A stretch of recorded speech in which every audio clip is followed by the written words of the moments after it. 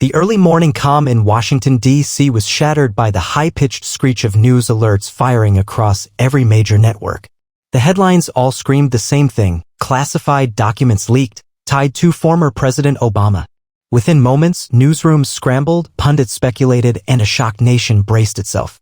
It all began with a mysterious file uploaded to a whistleblower forum on the dark web late the previous night. The uploader, going by the codename Hawkeye 1776, claimed to have irrefutable evidence linking Barack Obama to a shadowy offshore fund operating during his second term.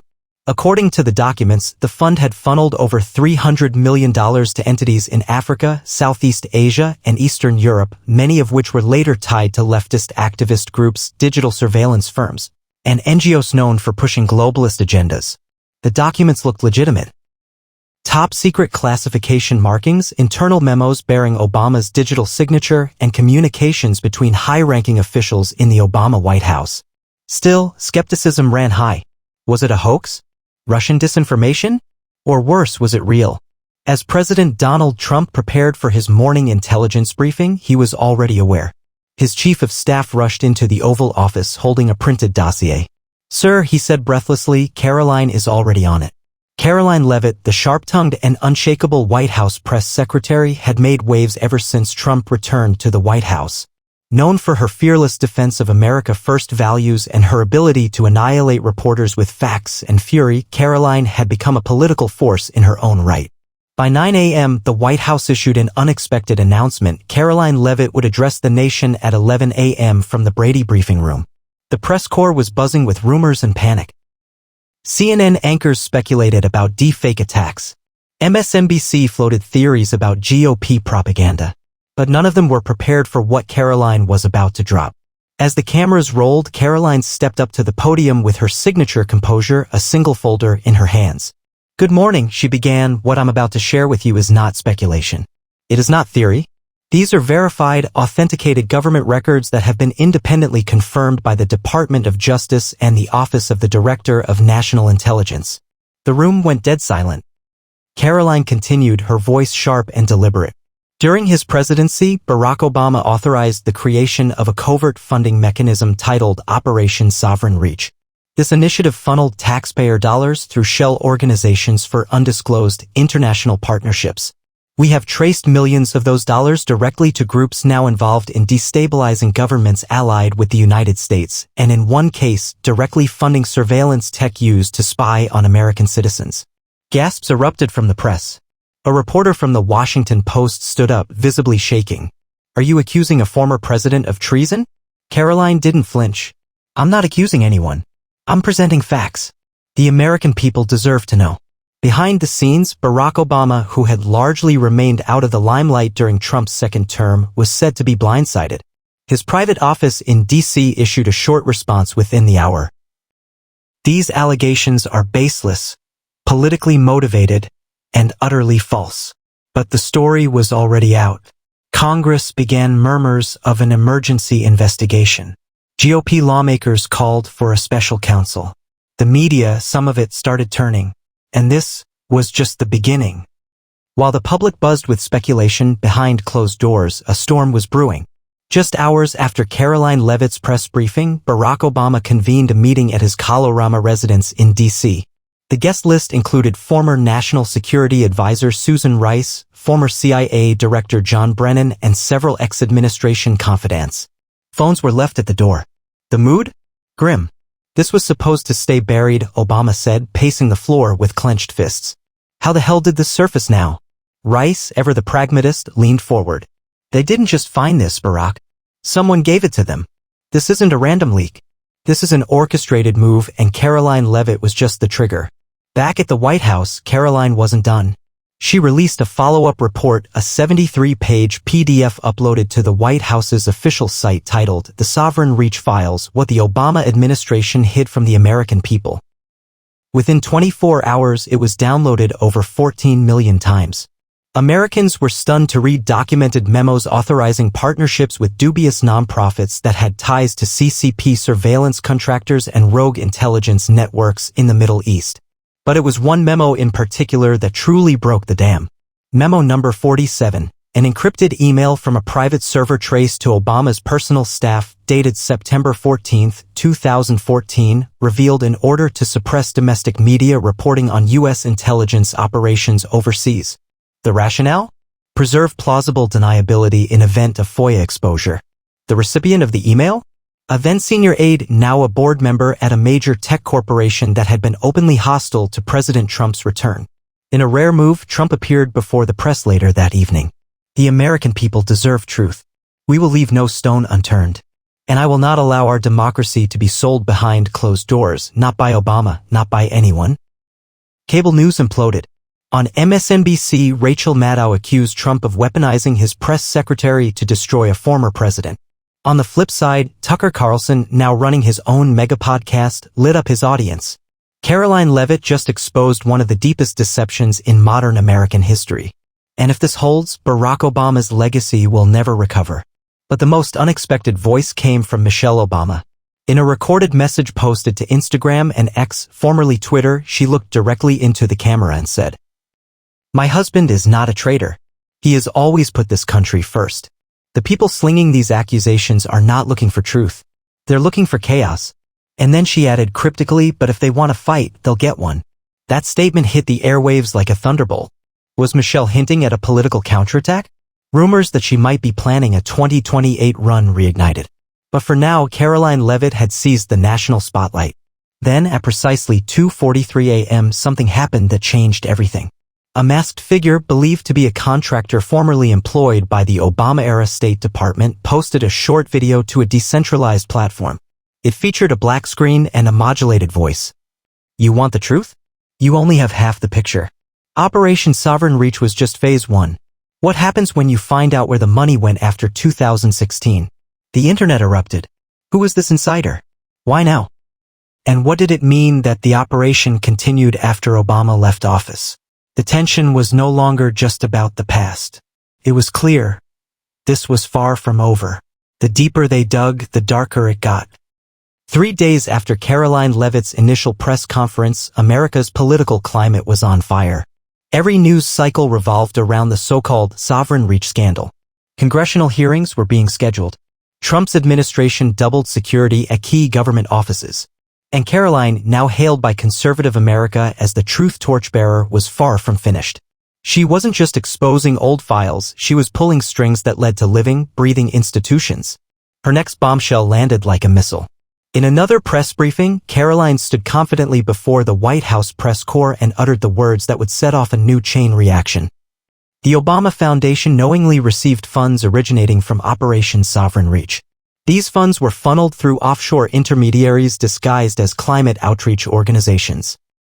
Our financial forensics unit has traced at least $42 million back to foundation-linked ventures operating in Kenya, Nigeria, and Indonesia, none of which filed a single compliance report with the IRS. The press gasped. Journalists began shouting overlapping questions. But Karoline raised her voice, firm and fearless. "This isn't about politics. This is about accountability." A former president channeled taxpayer resources into private ventures, which have since been used to interfere in foreign elections, manipulate online platforms, and, worst of all, monitor American citizens through third-party surveillance tech exported under diplomatic cover. One CNN reporter, visibly red-faced, yelled, "Karoline, are you saying Obama weaponized aid for political gain?" Karoline stared him down and replied coldly, "Yes." Backstage, Trump was thrilled. He knew Karoline wasn't just exposing the past. She was reshaping the future. "This is how you drain the swamp," he muttered to an aide. "You bring receipts." Within hours of Karoline's new revelation, subpoenas were flying. The Obama Foundation denied everything and filed a defamation suit, but the damage was done. The hashtag Obamagate 2025 trended #1 worldwide. But Karoline wasn't celebrating. That night, as she left the West Wing and walked to her armored SUV, a note was slipped into her coat pocket by an anonymous passerby. Simply read, "You're close. Too close. Check Jakarta. Follow Project Eclipse. Trust no one." Chills ran down her spine. The Secret Service began sweeping her routes. The next morning, Karoline shared the note with the president and national security advisor. They immediately brought in the NSA's top analysts. Within 12 hours, Project Eclipse was confirmed, a covert digital infrastructure initiative launched during Obama's second term, allegedly to improve broadband access in Southeast Asia. Except it wasn't just broadband. The NSA revealed that Project Eclipse was a cover for a network of biometric data collection hubs allegedly gathering facial, voice, and behavioral patterns from citizens across multiple countries, and storing that data in private servers operated by a U.S. tech firm whose board included a former Obama cabinet member. Worse yet, fragments of American user data were found in the server's testing batches. President Trump slammed his fist on the Situation Room table. They were building a global surveillance web, he growled, and our own people were test subjects.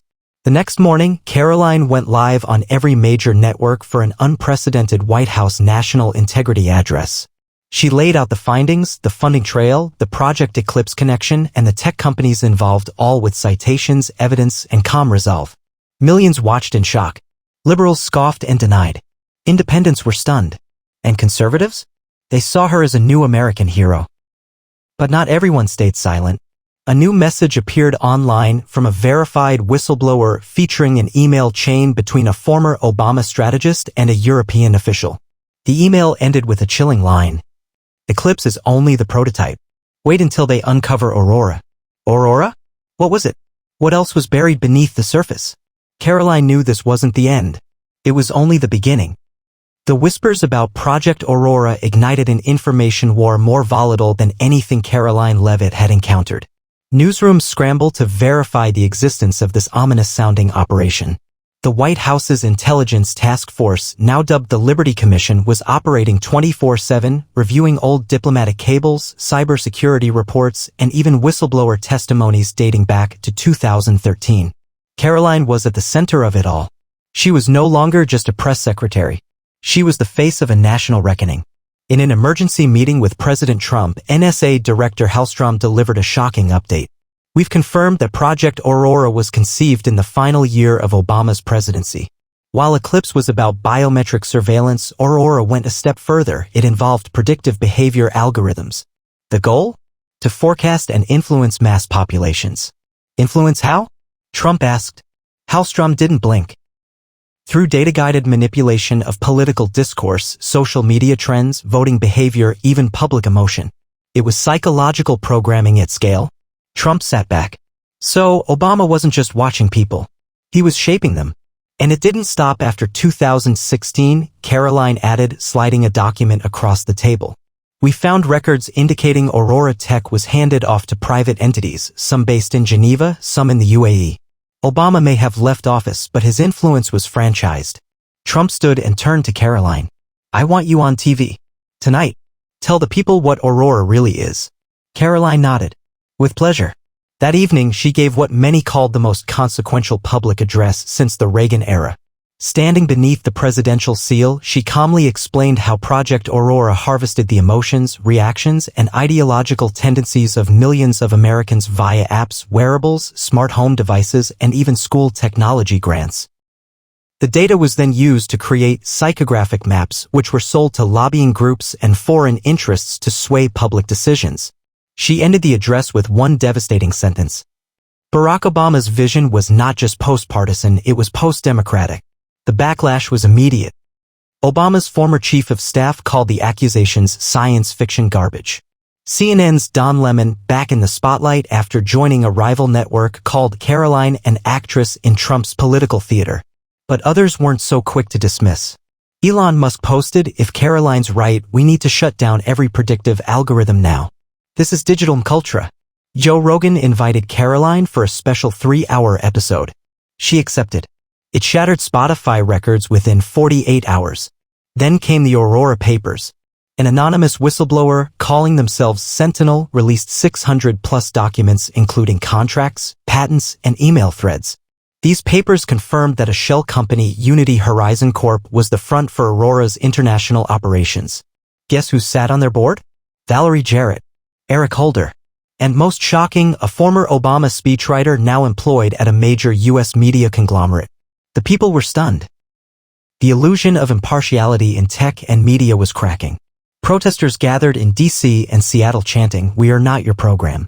Congressional hearings were expanded. Multiple indictments were drafted. The phrase digital treason entered the mainstream. As for Barack Obama, he vanished from public view. No interviews. No statements. His social media went dark. Until, one evening, a video surfaced. A recorded message. Pre-recorded, dated months earlier. Obama sat alone in a study, looking aged and solemn. History will judge. Not tweets. Not press briefings. Not mobs. If I'm guilty of anything, it was believing that we could engineer peace in a chaotic world. If that's a crime, then let the system decide. The video ended. But a final line flashed briefly, perhaps too quickly for most to notice. There's one more file. Vault 72. If they find it, it's over. Karoline, watching live, felt the blood drain from her face. Vault 72. A codename she'd seen only once. Buried in a redacted NSA memo. This was it. The final card. The hunt for Vault 72 consumed the national consciousness.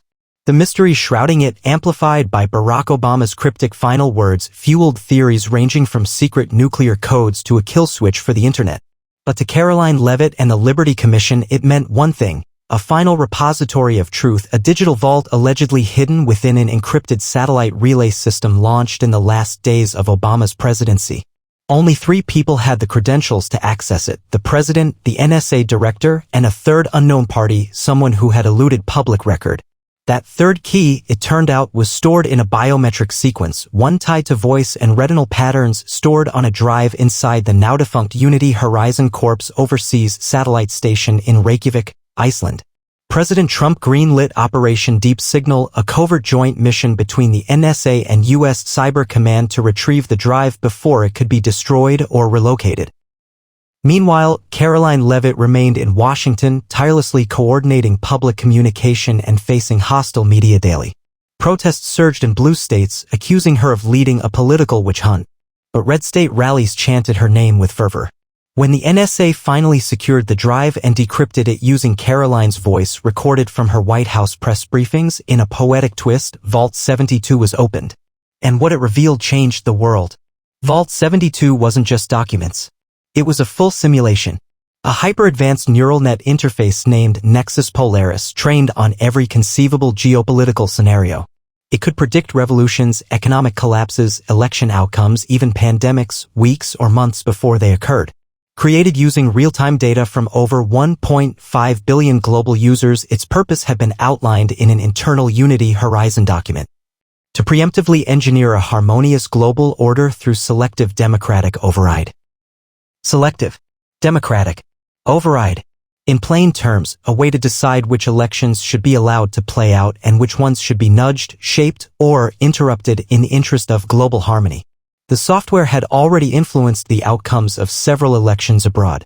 The evidence was undeniable. Simulation logs matched real-world results with eerie precision. Worse still, Nexus Polaris had been tested in 3 U.S. states during the 2020 election cycle under the guise of early voter sentiment calibration. When Trump read the full report, he whispered to Karoline. They wanted to replace democracy with programming. Karoline stood tall during the final press conference, flanked by the president and national security leaders. She displayed Vault 72's content to the world, live, unfiltered, raw. Simulations, logs, email exchanges, recorded internal debates where Obama advisors argued whether the public was emotionally ready to live in a world run by data-guided AI instead of elected leaders. Obama's voice was heard in one clip. What matters more, a vote or a world without war? It was over. The fallout was seismic. Small blue diamond Obama's legal reckoning.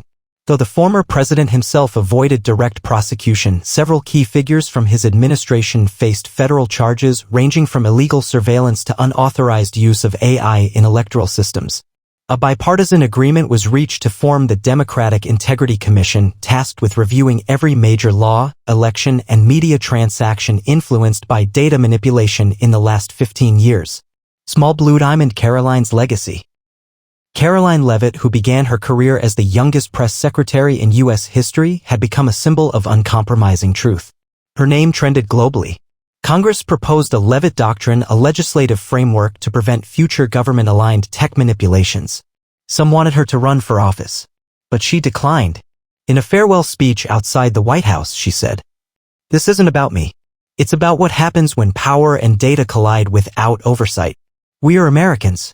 We don't need to be programmed, we need to be heard. Small blue diamond, the American people." Americans, left, right, and center, woke up to the danger of ceding too much trust to invisible systems. Tech giants were investigated, new laws were passed, and whistleblowers were given full legal protections. It marked a digital reawakening. And Barack Obama? He remained in seclusion. No interviews. No appearances. But some say he still logs into Nexus Polaris remotely. Observing a world he once tried to shape, now shaped by those who exposed it. A final note appeared on the system's main interface weeks later. Analysts never figured out who posted it. The simulation ends when people start thinking for themselves.